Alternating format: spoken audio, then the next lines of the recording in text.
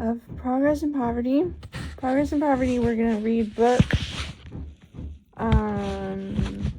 4, Effect of Material Progress upon the Distribution of Wealth. Chapter 1, The Dynamics of the Problem Yet to Seek. Chapter 2, Effect of Increase of Population upon the Distribution of Wealth. Chapter 3, Effect of Improvements in the Arts upon the Distribution of Wealth. And Chapter 4, Effect of the Expectation Raised by Material Progress. Okay, so here we go. We're beginning now on, we have a quote, I guess. Hitherto, it is questionable if all the mechanical inventions yet made have lightened the day's toil of any human being. John Stuart Mill. Do ye hear the children weeping, O my brothers, ere the sorrow comes with years? They are leaning their young heads against their mothers. They are leaning their young heads against their mothers, and that cannot stop their tears. The young lambs are bleating in the meadows. The young birds are chirping in the nest. The young fawns are playing with the shadows. The young flowers are blowing towards the west. But the young children, oh my brothers, they are weeping bitterly. They are weeping in the playtime of others, in the country of the free. Mrs. Browning? I don't know.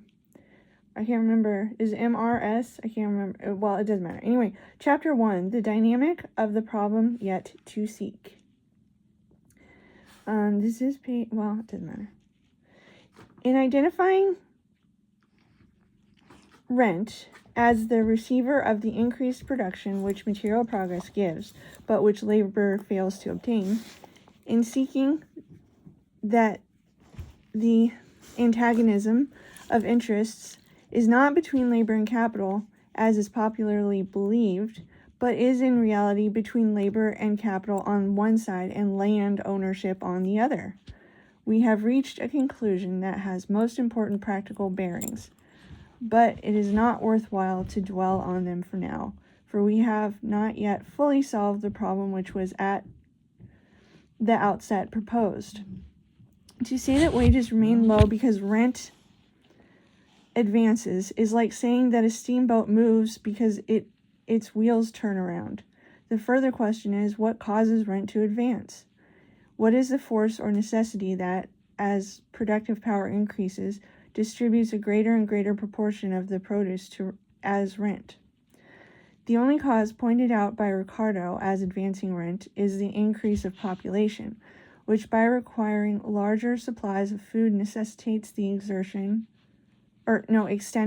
of cultivation to inferior lands or to points of inferior production on the same lands, and in current works of other authors, attention is so exclusively directed to the extension of production from superior to inferior lands as the cause of advancing rents that Mr. Carey, followed by Professor Perry and others, has imagined that he has overthrown the Ricardian theory of rent by denying that the progress of agriculture is from better to worse lands. Asterisk. As to this, it may be worthwhile to say, 1, that the general fact as shown by the progress of agriculture in the newer states of the Union and by the character, I'm not even going to read. Okay, pretend I didn't say asterisk. Let's start that sentence again. Fuck, you write such long sentences, man. Is this all one sentence? It hasn't even with the usual one. The only cause pointed out by Ricardo as advancing rent is the increase of population, which by requiring larger supplies of food necessitates the extension of cultivation to inferior lands or points of inferior production on the same lands, and in current works of other authors, attention is so exclusively directed to the extension of production from superior to inferior lands as the cause of advancing rents that Mr. Carey, followed by Professor Perry and others, has imagined that he has overthrown the Ricardian theory of rent by denying that progress of agriculture is from better to worse lands. Now, while it is unquestionably true that the increasing pressure of population, which compels a resort to inferior points of production will raise rents and does raise rents. I do not think that all the deductions commonly made from this principle are valid, nor yet that it fully accounts for the increase of rent as material progress goes on. There are evidently other causes which conspire to raise rent, but which seem to have been wholly or partially hidden by the erroneous views as to the functions of capital and genesis of wages, which have been current. To see what these are and how they operate, let us trace the effect of material progress upon the distribution of wealth. The changes which constitute or contribute to material progress are 3. 1. Increase in population. 2. Improvements in the arts of production and exchange. And 3. Improvements in knowledge, education, government, police, manners, and morals, so far as they increase the power of producing wealth.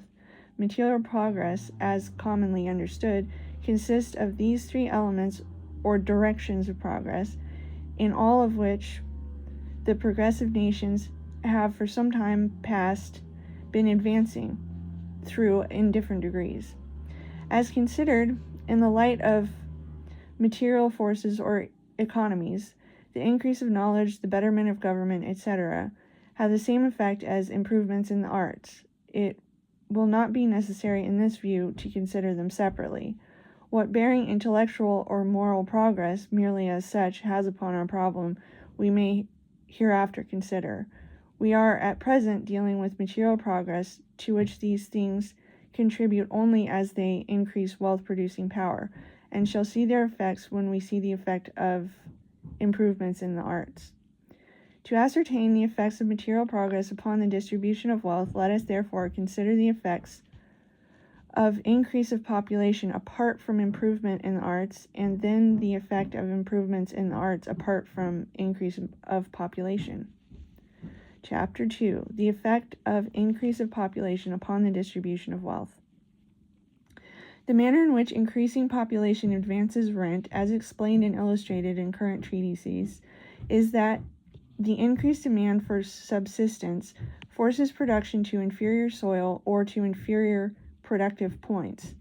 Thus, if with a given population, the margin of cultivation is at 30, all lands of productive power over 30 will pay rent. If the population be doubled, an additional supply is required, which cannot be obtained without an extension of cultivation that will cause lands to yield rent that before yielded none. If the extension be to 20, then all the land between 20 and 30 will yield rent and have a value, and all land over 30 will yield increased rent and have increased value. It is here that the Malthusian doctrine receives from the current elucidation of the theory of rent, the support of which I spoke when enumerating the causes that have combined to give that doctrine an almost undisputed way in current thought. According to the Malthusian theory, According to Malthusian theory, the pressure of population against subsistence becomes progressively harder as population increases. And although 2 hands come into the world with every new mouth, it becomes, to use the language of John Stuart Mill, harder and harder for the new hands to supply the new mouths.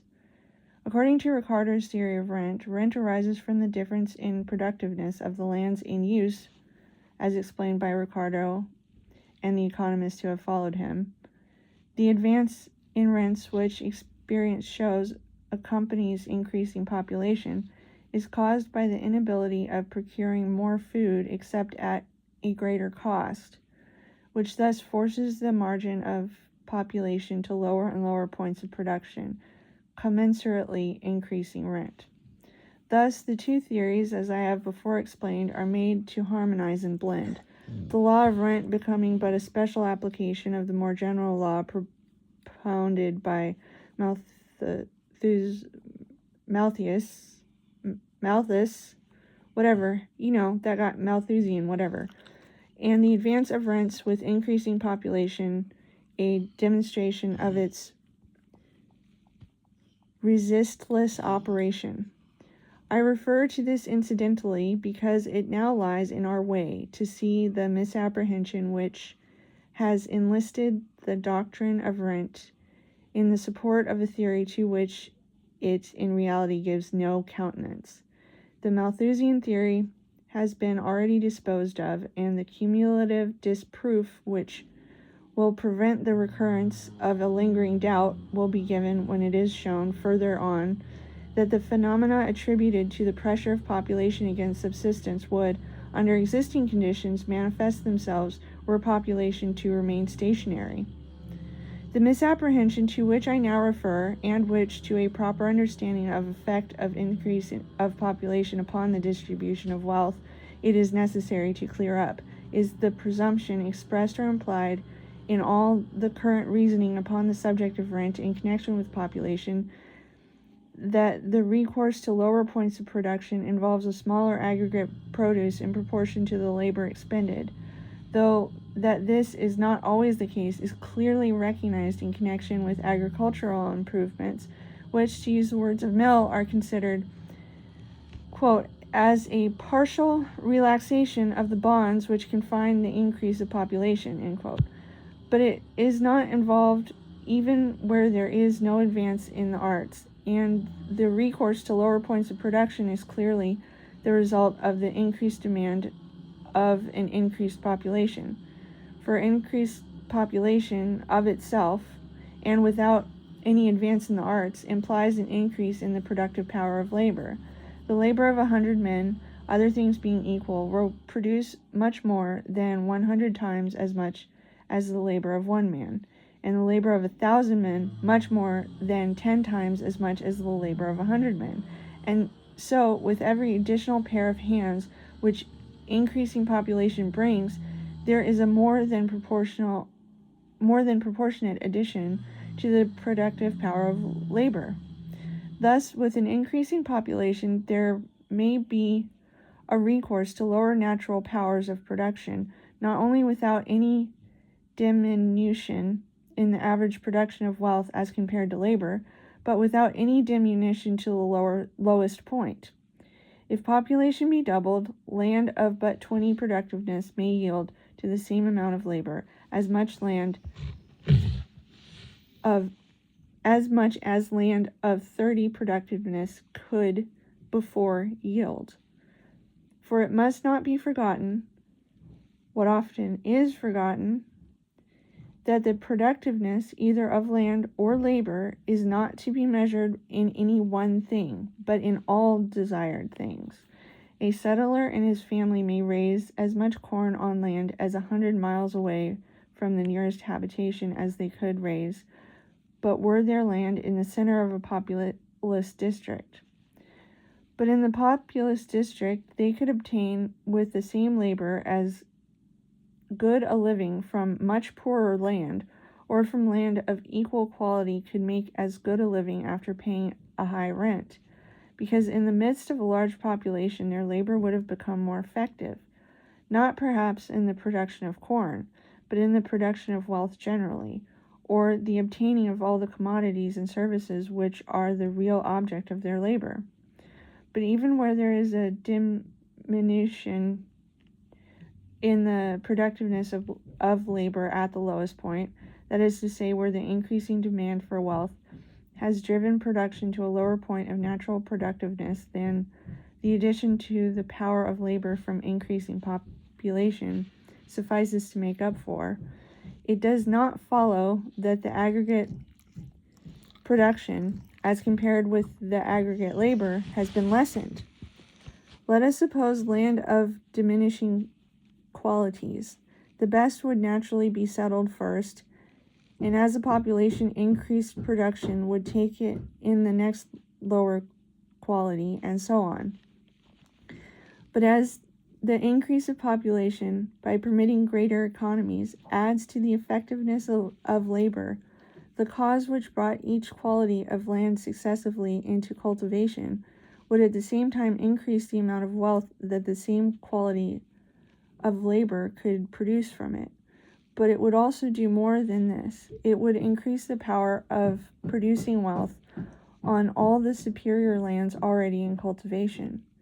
If the relations of quantity and quality were such that increasing population added to the effectiveness of labor faster than it compelled a resort to less productive qualities of land, though the margin of cultivation would fall and rent would rise, the minimum return to labor would increase. That is to say, though wages as a proportion would fall, wages as a quantity would rise. The average production of wealth would increase.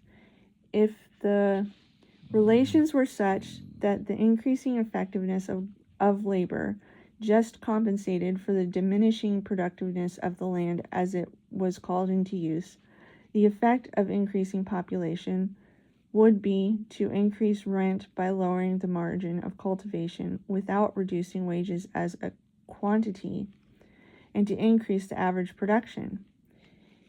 If we now suppose population still increasing, but between the poorest quality of land in use and the next lower quality, to be a difference so great that the increased power of labor which comes with the increased population that brings it into cultivation cannot compensate for it, the minimum return to labor will be reduced, and with the rise of rents, wages will fall, not only as a proportion, but as a quantity. But unless the descent in the quality of land is far more precipitous than we can well imagine, or than I think ever exists, the average production will still be increased, for the increased effectiveness which comes by reason of the increased population that compels resort to inferior quality of land attaches to all labor, and the gain on the superior qualities of land will more than compensate for the diminished production on the quality last brought in. The aggregate wealth production, as compared with the aggregate expenditure of labor, will be greater, though its distribution will be more unequal. Thus, increase of population, as it operates to extend production to lower natural levels, operates to increase rent and reduce wages as a proportion, and may or may not reduce wages as a quantity, while it seldom can, and probably never does, reduce the aggregate production of wealth as compared with the aggregate expenditure of labor, but on the contrary increases, and frequently largely increases it. But while the increase of population thus increases rent by lowering the margin of cultivation, it is a mistake to look upon this as the only mode by which rent advances as population grows. Increasing population increases rent without reducing the margin of cultivation, and notwithstanding the dicta of such writers as McCulloch, who assert that rent would not arise were there an unbounded extent of equally good land in increasing population increases rent without reducing the margin of cultivation, and notwithstanding the dicta of such writers as McCulloch, who assert that rent would not arise were there an unbounded extent of equally good land, increases it without reference to the natural qualities of land, for the increased powers of cooperation and exchange which come in the increased population are equivalent to, nay, I think we can say without metaphor, that they give an increased capacity to land. I do not mean to say merely that, like an improvement in the methods or tools of production, the increased power which comes with increased population gives to the same labor an increased result, which is equivalent to an increase in the natural powers of land, but that it brings out a superior power in labor, which is localized on land, which attaches not to labor generally, but only to labor exerted on particular land, and which thus inheres in the land as much as any qualities of soil, climate, mineral, deposit, or natural situation, and passes, as they do, with the possession of the land. An improvement in the method of cultivation, which with the same outlay will give 2 crops a year in place of 1, or an improvement in tools and machinery, which will double the result of labor, will manifestly on a particular piece of ground have the same effect on the produce as doubling of the fertility of the land. But the difference is in this respect. The improvement in method or in tools can be utilized on any land, but the improvement in fertility can be utilized only on the particular land to which it applies. Now, in large part, the increased productiveness of labor, which arises from increased population, can be utilized only on particular land, and on particular land in greatly varying degrees. Here, let us imagine is an unbounded savanna, stretching off in unbroken sameness of grass and flower, tree and rill, till the traveler tires of the monotony. Along comes the wagon of the first immigrant. Where to settle he cannot tell. Every acre seems as good as every other acre. As to wood, as to water, as to fertility, as to situation, there is absolutely no choice, and he is perplexed by the embarrassment of riches. Tired out with the search for one place that is better than another, he stops, somewhere, anywhere, and starts to make himself a home.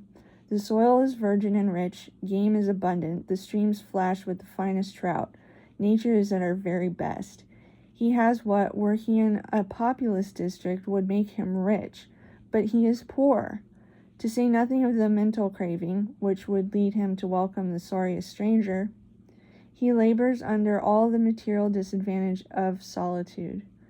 He can get no temporary assistance for any work that requires a greater union of strength than that afforded by his own family, or by such help as he can permanently keep.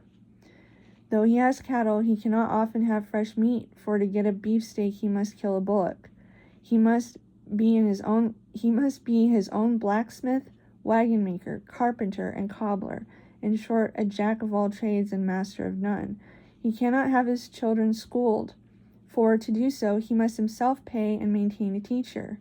Such things as he cannot produce himself he must buy in quantities and keep on hand, or else go without, for he cannot be constantly leaving his work and making a long journey to the verge of civilization, and when forced to do so, the getting of a vial of medicine or the replacement of a broken auger may cost him the labor of himself and horses for days. Under such circumstances, though nature is prolific and the man is poor, it is an easy matter for him to get enough to eat, but beyond this, his labor will suffice to satisfy only the simplest wants in the rudest way. So there comes another immigrant. Although every quarter section of the boundless plain is as good as every other quarter section, he is not beset by any embarrassment as to where to settle. Though the land is the same, there is one place that is clearly better for him than any other place, and that is where there is already a settler, and he may have a neighbor. He settles by the side of the first comer, whose condition is at once greatly improved, and to whom many things are now possible that were before impossible, for two men may help each other to do things that one man could never do. Another immigrant comes and, guided by the same attraction, settles where there are already two. Another and another, until around our first comer there are a score of neighbors. Labor has now an effectiveness which in the solitary state it could not approach. If heavy work is to be done, the settlers have a log rolling, and together accomplish in a day what singly would require years. When one kills a bullock, the others take part of it, returning when they kill, and thus they have fresh meat all the time. Together they hire a schoolmaster, and the children of each are taught for a fractional part of what similar teaching would have cost the first settler. It becomes a comparatively easy matter to send to the nearest town, for someone is always going. But there is less need for such journeys. A blacksmith and a wheelwright soon set up shops, and our settler can have his tools repaired for a small part of the labor it formerly cost him. A store is opened, and he can get what he wants as he wants it. A post office, soon added, gives him regular communication with the rest of the world. Then comes a cobbler, a carpenter, a harness maker, a doctor, and a little church soon arises. Satisfaction became possible that in the solitary state were impossible. There are gratifications for the social and the intellectual nature, for that part of the man that rises above the animal. The power of sympathy, the sense of companionship, the emulation of comparison and contrast open a wider and fuller and more varied life. In rejoicing, there are others to rejoice. In sorrow, the mourners do not mourn alone. There are husking bees and apple parings and quilting parties. Though the ballroom be unplastered and the orchestra but a fiddle, the notes of the magician are yet in the strain, and Cupid dances with the dancers. At the wedding there are others to admire and enjoy. In the house of death there are watchers. By the open grave stands human sympathy to sustain the mourners. Occasionally comes a straggling lecturer to open up glimpses of the world of science, of literature, or of art. In election times come stump speakers, and the citizen rises to a sense of dignity and power, and the cause of empires is tried before him in the struggle of John Doe and Richard Roe for his support and vote. And by comes the circus talked of for months before, an opening to children whose horizon has been the prairie, all the realms of imagination. Princes and princesses of fairy tale, mail-clad crusaders and turbaned Moors, Cinderella's fairy coach, and the giants of nursery lore. Lions such as crouched before Daniel, or in the circling Roman amphitheater tore the saints of God. Ostriches who were called the sandy deserts, camels such as stood around when the wicked brethren raised Joseph from the well and sold him into bondage, elephants such as crossed the Alps with Hannibal, or felt the sword of the Maccabees, the glorious music that thrills and builds in the chambers of the mind as rose the sunny dome of Kubla Khan. Go to our settler now and say to him, "You have so many fruit trees which you planted, so much fencing, such a well, a barn, a house. In short, you have by your labor added so much value to this farm. Your land itself is not quite so good. You have been cropping it, and by it will need manure. I will give you the full value of all your improvements if you will give it to me and go again with your family beyond the verge of settlement." He would laugh at you. His land yields no more wheat or potatoes than before, but it does yield far more of all the necessities and comforts of life. His labor upon it will bring no heavier crops, and we will suppose no more valuable crops, but it will bring far more of all the things for which men work. The presence of other settlers, the increase of population, has added to the productiveness in these things of labor bestowed upon it, and this added productiveness gives it a superiority over land of equal natural quality where there are as yet no settlers. If land remains to be taken up, except such as is as far removed as population as was our settler's land when he first went upon it, the value or rent of this land will be measured by the whole of this added capability. If, however, as we have supposed, there is a continuous stretch of equal land over which population is now spreading, it will not be necessary for the new settler to go into the wilderness as did the first. He will settle just beyond the other settlers and will get the advantage of proximity to them. The value or rent of our settler's land will thus depend on the advantage which it has from being at the center of population over that on the verge. In the one case, the margin of production will remain as before. In the other, the margin of production will be raised. Population still continues to increase, and as it increases, so do the economies which its increase permits, and which in effect add to the productiveness of the land. Our first settlers' land being the center of population, the store, the blacksmith's forge, the wheelwright's shop are set up upon it or on its margin, where soon arises a village which rapidly grows into a town, the center of exchange for people of the whole district. With no greater agricultural productiveness than it had at first, this land now begins to develop a productiveness of a higher kind. To labor expended in raising corn, or wheat, or potatoes, it will yield no more of those things than at first. But to labor expended in the subdivided branches of production, which require proximity to other producers, and especially to labor expended in that final part of production, which consists in distribution, it will yield much larger returns. The wheat grower may go further on and find land on which his labor will produce as much wheat and nearly as much wealth, but the artisan, the manufacturer, the storekeeper, the professional man find that their labor expended here at the center of exchange will yield them much more than is expended even at a little distance away from it, and this excess of productiveness for such purposes the landowner can claim, just as he could in excess of in its wheat producing power.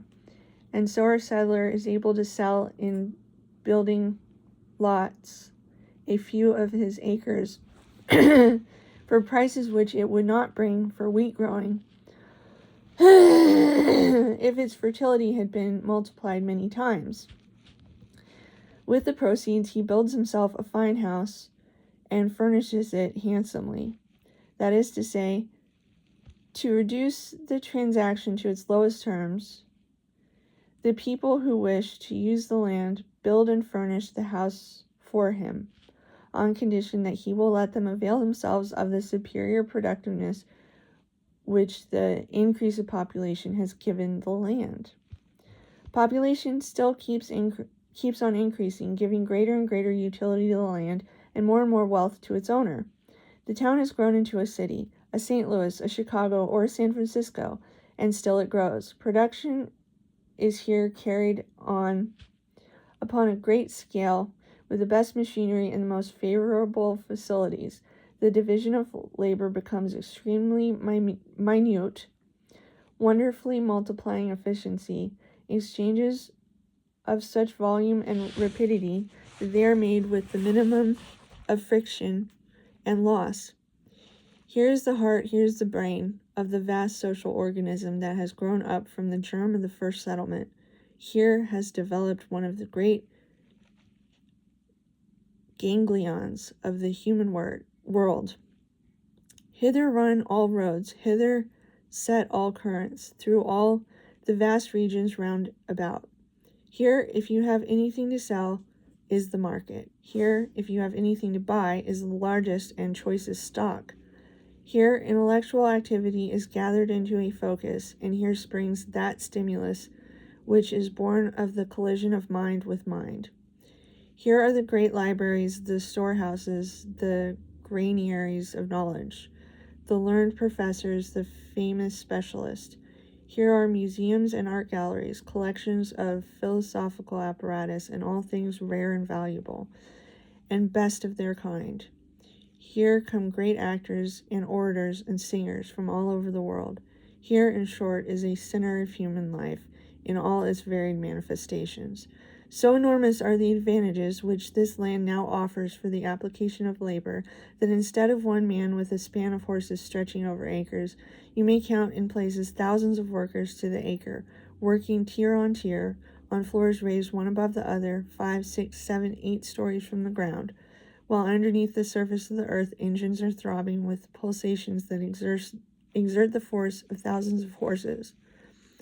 All these advantages attached to the land. It is on this land that, and no other, that they can be utilized, for here, in the center of population, the focus of exchanges, the marketplace and workshop of the highest form of industry, the productive powers which density of population has attached to this land are equivalent to the multiplication of its original fertility by the 100-fold and 1,000-fold. And rent, which measures the difference between this added productiveness and that of the least productive land in use, has increased accordingly. Our settler, or whoever has succeeded to his right to the land, is now a millionaire. Like another Rip Van Winkle, he may have lain down and slept, still he is rich, not from anything he has done, but from the increase of population. There are lots from which for every foot of frontage the owner may draw more than the average mechanic can earn. There are lots that will sell for more than would suffice to pave them with gold coin. In the principal streets are towering buildings of granite, marble, iron, and plate glass, finished in the most expensive style, replete with every convenience. Yet they are not worth as much as the land upon which they rest. The same land, and nothing changed, which when our first settler came upon it had no value at all.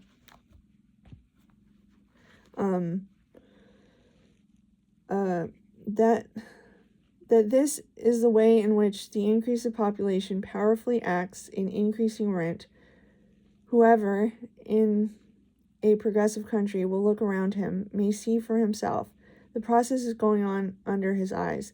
The increasing difference in the productiveness of the land in use, which causes an increasing rise in rent, results not so much from the necessities of increased population compelling the resort to inferior land, but from the increased productiveness which increased population gives the land already in use. The most valuable lands on the globe, the lands which yield the highest rent, are not lands of surpassing natural fertility, but lands to which a surpassing utility has been given by the increase of population. I'm stopping on page 240, not the end of the chapter, but battery's dying.